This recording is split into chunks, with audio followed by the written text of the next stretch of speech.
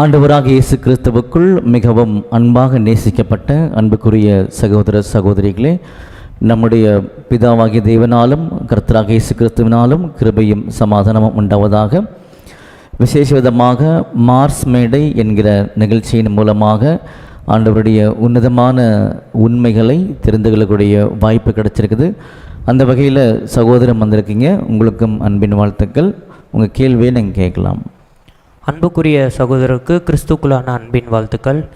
இன்றைய நாளிலும் எங்களுடைய கேள்வி என்ன அப்படின்னு சொல்லி பார்க்கும்பொழுது, நம்முடைய பரிசுத்த வேதாந்தத்தில் நிறைய அடையாளங்கள் சொல்லப்பட்டிருக்கு. அதன் அடிப்படையில் ஏசியா 4ஆம் அதிகாரம் 1ஆம் வசனம் வாசிக்கும் பொழுது 7 ஸ்திரீகள் அப்படின்னு சொல்லப்பட்டிருக்கு. அதை குறித்து எங்களுக்கு சொல்ல முடியுமா? ஓகே. அன்புக்குரிய சகோதரரே, ஒரு கடினமான ஒரு பகுதிக்குள்ளே நீங்கள் ஒரு கேள்வி எடுத்திருக்கீங்க. ஏசியா புஸ்தகமானது ஒரு தீர்க்க தரிசன புஸ்தகம். ஓகே. அப்போ அதுக்கு ஒரு நேரடியான ஒரு பொருள் கிடையாது.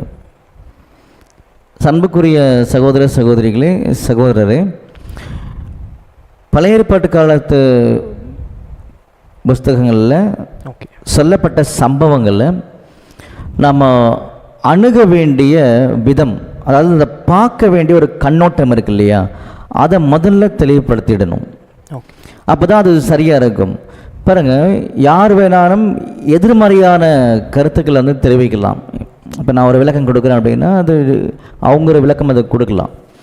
ஆனால் வேதாமத்திலிருந்து 10 வகையான விதமான விளக்கங்கள்லாம் கொடுக்க முடியாது. ஏன்னா கிறிஸ்து இயேசுவில் இருந்த சிந்தையே நம்ம எல்லாருக்கும் இருக்கணும்னு தான் வேதம் நமக்கு சொல்லுது. அப்போ ஒரே விசுவாசம் அப்படின்னு தான் எபேசியர் 4:5 நம்ம படிக்கிறோம். ஒரே விசுவாசம் அப்படின்னு சொல்லி நம்ம பார்க்குறோம். அப்போ எந்த கண்ணோட்டத்தில் பார்க்கணும்? ஒரு உதாரணம் பாருங்கள். பழைய ஏற்பாட்டு காலத்தில் நிறைய கேரக்டர்ஸ் இருந்திருக்குது. ஓகே. நல்லா பழக்கப்பட்ட கேரக்டர் என்னன்னு சொல்லி பார்த்தீங்க அப்படின்னா, ஆபிரகாம் இருக்காங்க. ஆபிரகாமுக்கு 2 குமாரர்கள் இருந்தாங்க. ஒன்று இஸ்மையேல், ஈசாக்கு. இஸ்மையேல் ஆகாருக்கு பிறந்தாங்க. ஈசாக் சாராள் அவர்களுக்கு பிறந்தாங்கன்னு சொல்லி இது எல்லாருக்குமே தெரியும். இதை தான் அப்போஸ்தலனாகிய பவுல் என்ன பண்ணார்னா அடிப்படை ஆதாரமாக முன்வைக்கிறார். எதுக்கு? பழைய ஏற்பாட்டு காலத்து சம்பவங்களை நீங்கள் எந்த கண்ணோட்டத்தில் முதல்ல பார்க்கணும் அப்படின்றதுக்கு ஆதாரமாக முன்வைக்கிறார். அதை நீங்கள் படிக்கும்போது பாருங்கள், கலாத்தியரில் 4ஆம் அதிகாரம் 22, 23, 24, நீங்கள் 24 மட்டும் படிங்க போதும். கலாத்தியர் 4ஆம் அதிகாரம் 24ஆம் வசனம், இவைகள் ஞானம் அர்த்தம் உள்ளவைகள், அந்த ஸ்திரீகள் 2 ஏற்பாடுகளாம். பார்த்தீங்களா? அப்போ நம்ம பார்க்க வேண்டிய கண்ணோட்டத்தை தெளிவுபடுத்துகிறார். இந்த மாதிரி விளக்கங்கள் இருந்தால் தான் நீங்கள் கேட்ட கேள்விகள்லாம் பதில் புரியலாம், புரியாது. ஓகே. அப்போ அந்த 2 ஸ்திரீகள் யார்? ஆகார், சாராள். இவங்க என்ன? இது 2 ஏற்பாடு. என்ன ஏற்பாடு ஒன்றும் புரியலையே. அவைகள் ஞான அர்த்தம் உள்ளவைகள். புரியுதுங்களா? ஓகே. அப்போது இது எப்படிங்க புரிஞ்சுக்கிறது, எப்படிங்க சம்மந்தப்படுத்துறது சகோதரரே அப்படின்னு கேட்டிங்க அப்படின்னா, நிச்சயமாகவே இது ஒரு குரூப்புக்கு புரியாதான். யார் இந்த குரூப் அப்படின்னு சொல்லி பார்க்கும் பொழுது, ஜென்ம சுபாவம் உள்ள மனிதன் புரிந்து கொள்ள மாட்டான் அப்படின்றார். அப்போ இதை எப்படி புரிஞ்சுக்கிறது அப்படின்னா, அது ஞான அர்த்தம்னு சொல்லின்றாரு. அப்போ ஞானம் அர்த்தமாக சொல்லப்பட்ட காரியங்களை எது கூட தான் ஒப்பிட்டு காமிக்கணும் அப்படின்னு சொல்லி பார்க்கும்போது பாருங்கள், 1 கொரிந்தியரில் 2ஆம் அதிகாரத்தில் 13 படிங்க. 1 கொரிந்தியர் 2ஆம் அதிகாரம் 13ஆம் வசனம், அவைகளை நாங்கள் மனுஷனானம் போதிக்கிற வார்த்தைகளினாலே பேசாமல் பரிசுத்தாவி போதிக்கிற வார்த்தைகளினாலே பேசி ஆவிக்குரியவைகளை ஆவிக்குரியவர்களோடு சம்பந்தப்படுத்தி காண்பிக்கிறோம். ஓகே. அப்போ இந்த இடத்துல நம்ம பார்க்க வேண்டிய ஒரு காரியமானது, ஆவிக்குரிய காரியங்களை ஆவிக்குரிய காரியத்தோடு தான் சம்மந்தப்படுத்தணுமே தவிர மாம்சத்தோடு சம்மந்தப்படுத்தக்கூடாது அப்படின்னு சொல்லிட்டாரு. 14ஆம் வசனம் நீங்கள் படித்து பார்த்தீங்க அப்படின்னா, ஜென்ம சுபாவம் உள்ள மனிதன், அதாவது மாம்சீக எண்ணங்கள் கொண்ட மனிதன், மாம்சீக எண்ணத்தோடு வேகத்தை அணுகக்கூடிய அந்த மனிதன் இந்த மாதிரி காரியங்கள்லாம் ஏற்றுக்க மாட்டாங்க. அது அவங்களுக்கு பைத்தியமாக இருக்கும் அப்படின்னு சொல்லிட்டு அங்கே போயிடுவாங்களாம். ஸோ அது ஒரு வசனம் நீங்கள் படித்து வச்சுக்கோங்க. எதுக்காக இதெல்லாம் பார்த்தோம் அப்படின்னா, நீங்கள் கேட்ட கேள்வி தான். ஏசாயா 4ஆம் அதிகாரம் 1ஆம் வசனத்தில் வரக்கூடிய அந்த 7 ஸ்திரீகள் பற்றி எங்களுக்கு சொல்ல முடியுமான்னு கேட்டீங்க. ஒரு கடினமான பகுதி, ஏன்னா அது தீர்க்க தரிசனம்.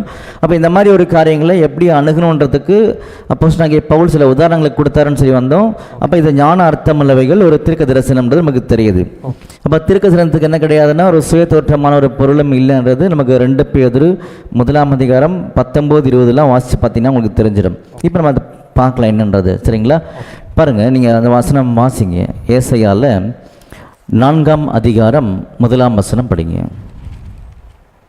ஏசாயா 4ஆம் அதிகாரம் 1ஆம் வசனம்.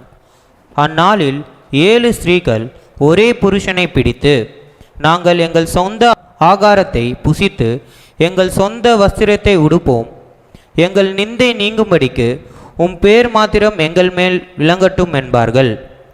ஓகே, அப்போது நம்ம ஏற்கனவே பார்த்த அந்த விளக்கத்தின் அடிப்படையில் இது தீர்க்க தரிசனமாக சொல்லப்பட்ட ஒரு காரியம். அதே நேரத்தில் பழைய ஏற்பாட்டு காலத்தில் சில கேரக்டர்ஸ்லாம் சொல்லப்பட்டிருந்ததுன்னா அதை கவனிக்க வேண்டிய கண்ணோட்டமும் எப்படின்றத நம்ம பார்த்தோம். ஒட்டு மொத்தமாக இதெல்லாம் ஒரு ஞான அர்த்தம் உள்ள ஒரு காரியங்கள் தெளிவாகுது. இந்த வசனத்தை பார்க்கும்போது அந்நாட்களில் 7 ஸ்திரீகள், கரெக்டாக அந்த பிக்சர் பாருங்கள். 7 ஸ்திரீகள் ஒரே புருஷனை பிடிச்சிப்பாங்களாம். பிடிச்சிட்டு என்ன சொல்லுவாங்கன்னா, உங்கள் பேர் இருக்கு இல்லையா, அது மட்டும் எங்கள் மேலே இருக்கட்டும் அப்படின்னு சொல்லுவாங்களாம். இவங்க என்ன பண்ணுவாங்களாம், அந்த 7 ஸ்திரீகள் சொந்தமாக ஆகாரம் சாப்பிடுவாங்களாம், வச்சுப்பாங்களாம், ரெடி பண்ணிப்பாங்களாம்.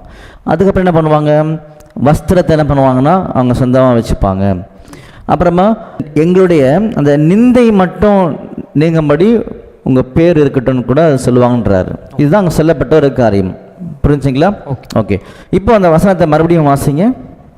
ஏசாயா 4ஆம் அதிகாரம் 1ஆம் வசனம்.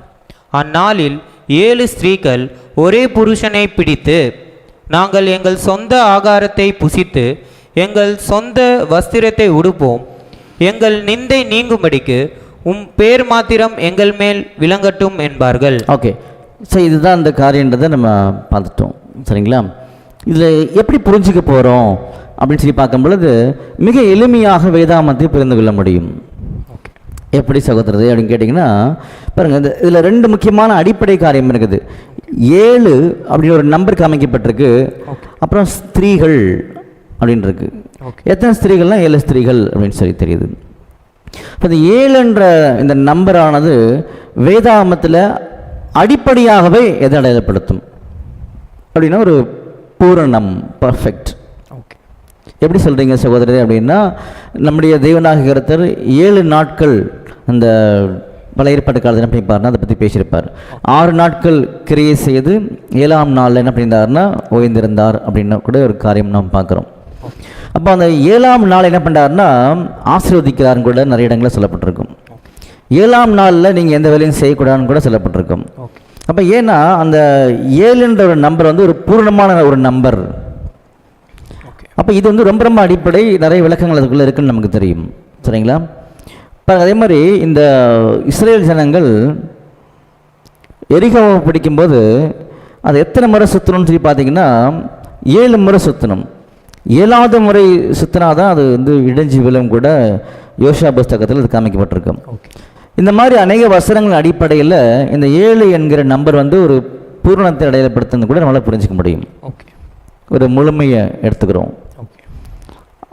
ஸ்திரீகள் அப்படின்னா அது யார் அடையாளப்படுத்துவாங்க? பொதுவாக இதெல்லாமே பொதுவான ஒரு காரியம் வேதாகமத்துக்குள்ளாக இருக்குது. பொதுவாக வேதாகமத்தை நம்ம கவனிக்கும் பொழுது ஸ்திரீ அப்படின்ற ஒரு அருமையான ஒரு ஒரு கேரக்டரை தேவன் உள்ள வச்சிருக்கான்னு சொல்லி பார்த்தீங்கன்னா, அதை யாருக்கு ஒப்பிட்டு காமிக்கிறார் சொல்லி பார்க்கும் பொழுது சபைகள், சபைக்கு ஒப்பிட்டு காமிப்பாருன்னு நம்ம தெரிஞ்சுக்க முடியும். எந்த வகையில் இதை எங்களால் புரிஞ்சுக்க முடியும் அப்படின்னு நீங்கள் கேட்டிங்க அப்படின்னா, பாருங்கள், நம்முடைய ஆண்டவர் இயேசு கிறிஸ்து அவரை ஒரு மணவாளனாக உருவகப்படுத்தப்பட்டிருக்கும் வேதாகமத்தில். மணவாட்டியாக ஒரு ஸ்திரீ என்ன பண்ணியிருப்பாங்கன்னா, மணவாட்டியாக என்ன பண்ணியிருப்பாங்க, அடையாளப்படுத்தி காமிச்சிருப்பாங்க. இப்போ மணவாட்டின்னு சொன்னால் ஒரு ஸ்திரீ தான் இல்லையா? அப்போ அந்த மாதிரி இந்த ஸ்திரீ அப்படின்னு சொல்லும்போது வேதாந்தத்தை பொறுத்த வரைக்கும் சபை என்ன பண்ணுறாங்கன்னா அடையாளப்படுத்துகிறாங்கன்னு சொல்லி பார்க்குறோம். நிறைய வசனங்கள் இருக்குது. 2 Corinthians 11:2 தான் இந்த வசனம் இருக்கும். ஓகே. அதே மாதிரி வெளிப்படுத்தின விசேஷத்தில் வந்து 12ஆம் அதிகாரம் 1ஆம் வசனத்திலிருந்து படித்து பார்த்தீங்கன்னா கூட அங்கேயும் இருக்கும். ஓகே. ஒரு ஸ்திரீ சூரியனை அணிந்திருந்தால் அப்படின்னு கூட இருக்கும். ஓகே.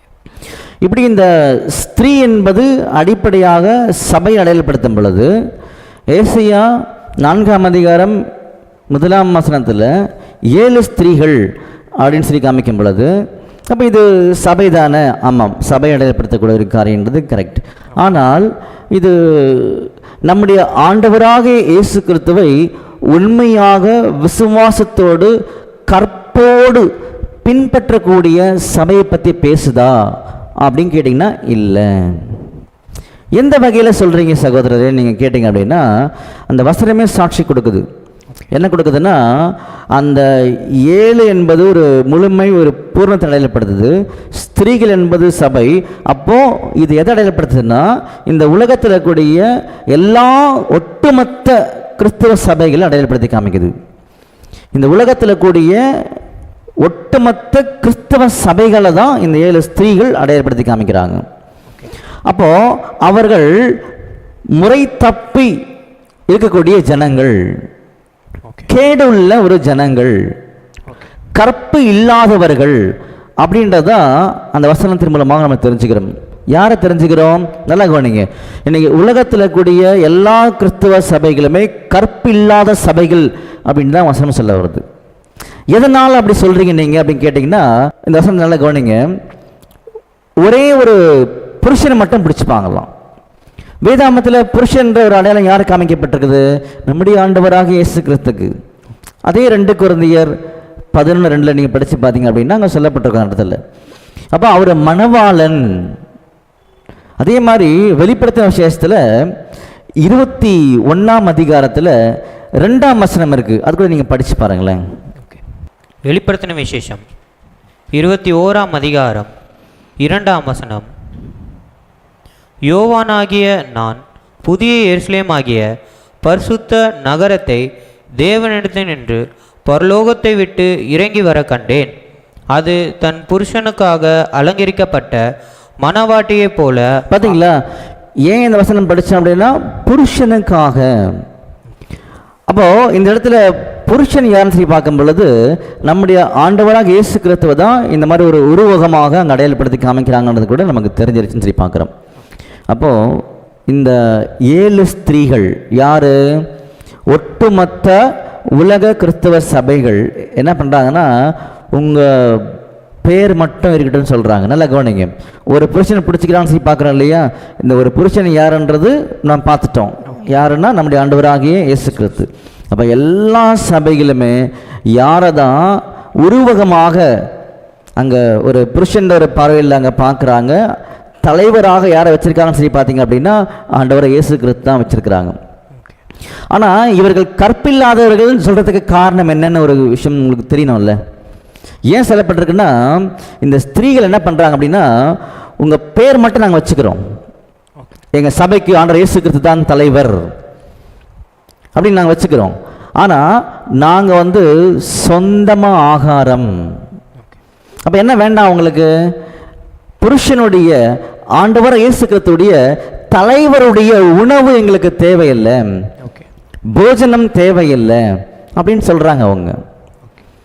அப்போது இவங்களாம் சொந்தமாக சாப்பிட்றாங்கன்னு சொல்லி பார்த்தீங்கன்னா இவங்களுடைய சொந்தமாக பாரம்பரியமாக உருவாக்கப்பட்ட சபை கொள்கைகள். அதுதான் இங்கே உணவுன்னு கூட நம்ம ரொம்ப எளிமையாக புரிஞ்சுக்க முடியும்னு சொல்லி நம்ம பார்க்குறோம். அடுத்து பார்த்தீங்கன்னா எங்களுக்கு வஸ்திரத்தை நாங்களே போட்டுக்கிறோம், நாங்களே வச்சுக்கிறோம், தயார் பண்ணிக்கிறோம், உங்கள்கிட்ட எதுவுமே வேண்டான்னு சொல்கிறாங்க. ஆனால் தேவனாக கர்த்தர் சபைக்கு கொடுத்த ஒரு வஸ்திரம் இருக்குது. அப்புறம் ஏசாயா 61ஆம் அதிகாரம் 10ஆம் வசனத்தை வாசிக்கும் பொழுது அவர் ரட்சிப்பின் வஸ்திரங்களை அப்படின்னு சொல்லி அங்கே பேசியிருப்பார். நல்லா கவனிங்க. வஸ்திரம் சொன்னால் ஒரு சபை அப்படின்னு சொல்லி எடுத்துக்கும் பொழுது அந்த சபைக்கான வஸ்திரமானது என்ன அப்படின்னு சொல்லி பார்த்தீங்க அப்படின்னா ரட்சிப்பின் வஸ்திரம் தான் சபைக்கான வஸ்திரம். அந்த ரட்சிப்பின் வஸ்திரம் எதுன்னு சொல்லி பார்த்தீங்கன்னா நம்முடைய ஆண்டவராகிய இயேசு கிறிஸ்துவின் மூலமாக ஏற்படுத்தப்பட்ட மீட்புக்குரிய ஒரு காரியங்கள், அவருடைய ஜீவன், அவருடைய மீட்கும் பொருளாகிய அவருடைய ஜீவன் தான் நமக்கு இன்னைக்கு வஸ்திரமாக சொல்லப்பட்டிருக்குன்னு சொல்லி பார்க்குறோம். இதை குறித்து கூட பார்த்தீங்கன்னா கலாத்தியர் 3ஆம் அதிகாரம் 27ஆம் வசனத்தில் இன்னும் தெளிவாக பேசியிருப்பார். அதை நான் படித்து பாருங்கள். கலாத்தியர் 3ஆம் அதிகாரம் 27ஆம் வசனம். ஏனெனில் உங்களில் கிறிஸ்துவுக்குள்ளாக ஞானஸ்நானம் பெற்றவர்கள் எத்தனை பேரோ அத்தனை பேரும் கிறிஸ்துவை தரித்து கொண்டீர்களே. பார்த்தீங்களா, வஸ்திரமாக யாரை மட்டும் தான் தரித்து கொள்ள வேண்டும் அப்படின்னா கிறிஸ்துவை மட்டும் தான் தரித்து கொள்ள வேண்டும். என்ன அர்த்தம்னா அவர் மூலமாக ஏற்படுத்தப்பட்ட அந்த மீட்கும் பொருள், ஜீவனுக்குரிய ஒரு காரியங்கள், அதுதான் நமக்கு வஸ்திரமாக இங்கே இருக்கணுமே தவிர வேறு எதுவுமே கிடையாது. ஆனால் உலகத்தில் கூடிய ஒட்டுமொத்த அந்த கிறிஸ்தவ சபைகளும் தங்களின் அடையாளத்திற்காக அநேக காரியங்களை காமிக்கிறாங்க. பாருங்கள், வஸ்திரம்னா ஒரு அடையாளம் தானே. தங்களுடைய அடையாளத்திற்காக அநேக உபதேசங்களை, அநேக நீதி நியாயங்களை, சபை கோட்பாடுகளை, மனித வைராகியங்களை என்ன பண்ணியிருக்காங்கன்னா வெளியில் காமிச்சிருக்காங்க எல்லாமே. இதெல்லாம் ஏசியாலாம் ரொம்ப அன்னைக்கே என்ன பண்ணியிருக்காருன்னா ரொம்ப கூட்டு வார்ன் பண்ணியிருக்காரு. அதை மார்க்கு கூட சொல்ல பாருங்க. மார்க்கு 7ஆம் அதிகாரம் 7ஆம் வசனம் படிங்க. மார்க்கு 7ஆம் அதிகாரம் 7ஆம் வசனம்.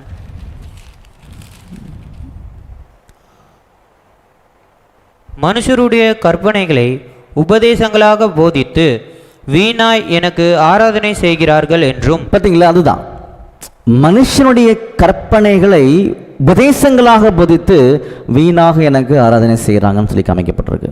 இப்போ நீங்கள் கேட்ட அந்த கேள்வியை கொஞ்சம் ஞாபகப்படுத்திக்கலாம். இந்த 7 ஸ்திரீகள் யார் சகோதரரே? வேதம் என்ன சொல்லுதுன்னு நீங்கள் கேட்டீங்க. இந்த 7 ஸ்திரீகள் யாருன்னு சொல்லி பார்க்கறதுக்கு உள்ளே வரும்பொழுது தான் எப்படி அணுகணுன்றதை நம்ம பார்த்தோம். இது ஒரு தீர்க்க தரிசனம். அதே நேரத்தில் சில கேரக்டர்லாம் இருக்கும் வேதாமத்தில், எப்படி அணுகணுன்றதெல்லாம் நம்ம பார்த்துட்டு உள்ளே வரும்பொழுது 7 என்பது ஒரு பூரணத்தை, ஒரு முழுமையை அடையாளப்படுத்த சொல்லி பார்த்தோம். ஸ்திரீ என்பது சபை அடையாளப்படுத்த சொல்லி பார்த்தோம். அப்போ இந்த 7 ஸ்திரீகள் அப்படின்றது உலகத்தில் கூடிய என்டையர் கிறிஸ்துவ சபைகள் அடையாளப்படுத்தும். ஆனால் அவர்கள் கற்பில்லாதவர்கள், வேசி மார்க்கத்தார் அப்படின்றத வேதம் சொல்லுது. எந்த வகையில் சொல்லுதுன்னு ஒரு வைராகத்துடன் கேட்டிங்கன்னா அதை விளக்கம் கொடுத்தோம். எப்படி கொடுத்தோம்னு சொல்லி பார்த்தீங்கன்னா, இந்த 7 சபைகளும் ஒட்டுமொத்த கிறிஸ்து சபைகளும் ஆனால் இயேசு கிறிஸ்துவ தான் புருஷனாக உருவகமாக பார்க்குறாங்க, அவ்வளோதான். ஆனால் என்ன பண்ண மாட்டாங்க, உங்களுடைய ஆகாரம் எங்களுக்கு தேவையில்லை, நீங்கள் கொடுக்கக்கூடிய வஸ்திரமாகிய உங்களுடைய ஜீவனுக்குரிய காரியங்கள் தேவையில்லை, எங்களுக்கு சுயமாக கோட்பாடுகளும் இருக்குது, அடையாளங்களும் இருக்குது அப்படின்னு சொல்லியிருக்கிறாங்க. அதனால தான் உலகத்தில் கூட எல்லா கிறிஸ்தவ சபைகளும் வேசி மார்க்கம் அப்படின்றத வேதம் மிக தெளிவாக காமிக்குது. இதுதான் அதில் சொல்லப்பட்ட ஒரு காரியன்றதை நம்ம பார்க்குறோம். ஓகே, புரிஞ்சுங்களா உங்களுக்கு? புரிஞ்சுது. ஓகே, ரொம்ப சந்தோஷம். தேவன் ஆசீர்வதிப்பாராக. ஆமென்.